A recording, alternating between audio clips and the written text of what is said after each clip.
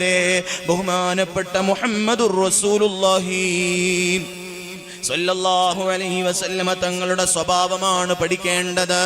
ബഹുമാനപ്പെട്ട മുത്തുനബി സല്ലല്ലാഹു അലൈഹി വസല്ലമ തങ്ങളുടെ സ്വഭാവം അനസ് ഇബ്നു മാലിക് റളിയല്ലാഹു അൻഹു പറയുന്ന ഒരു വാക്കുണ്ട്.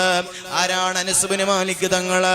മദീനയിലേക്ക് മുത്തായ തങ്ങൾ വന്നപ്പോ എല്ലാ ആളുകളും ഹദിയ കൊടുത്തപ്പോ ഉമ്മു സലമ റളിയല്ലാഹു അൻഹു ചെറിയ കുഞ്ഞുമോനെ കൊണ്ടുവന്നിട്ട് പറയുന്നു, യാ റസൂലല്ലാഹ്, എല്ലാവരും ഹദിയകൾ തന്നിട്ടുണ്ട്, എല്ലാവരും തങ്ങൾക്ക് ബഹുമാനങ്ങൾ തന്നിട്ടുണ്ട്, പക്ഷേ എൻ്റെ കയ്യിൽ തരാനൊന്നുമില്ല നബിയെ.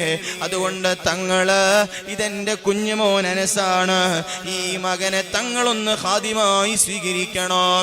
അനസ് ഇബ്നു മാലിക് റളിയല്ലാഹു അൻഹു 10 വർഷം ഖിദ്മത്ത് ചെയ്തപ്പോ അല്ലാഹുവിന്റെ റസൂൽ കൊടുത്തൊരു സമ്മാനമുണ്ട്. കേൾക്കുന്ന മുഅ്മിനീങ്ങളെ അടിവരയിട്ട് ജീവിതത്തിൽ ഒരുക്കേണ്ട തീരുമാനമാണ്. ഉമ്മമാരെ മാറ്റം വരുത്തേണ്ട ചിന്തയാണ്.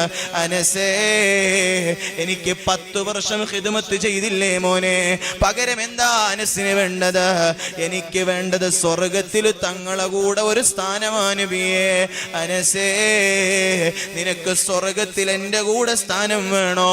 കഴിഞ്ഞു പോയ ഒരൊറ്റ അമ്പിയാക്കൾക്കും കിട്ടാത്ത സ്ഥാനമാണത്. ഇബ്രാഹിം നബിക്ക് ആ സ്ഥാനം കിട്ടൂല, മൂസാ നബിക്ക് ആ സ്ഥാനം കിട്ടൂല.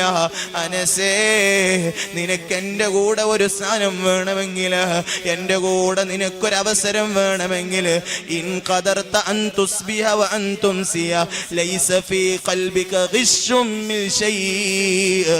മോനെ അനസേ, 10 വർഷം ഖിദ്മത്ത് ചെയ്തതിൻ്റെ പേരിൽ അനസിന് എൻ്റെ കൂടെ സ്വർഗത്തിൽ കിടക്കണമെങ്കിൽ ഒരു കണ്ടീഷനുണ്ട്.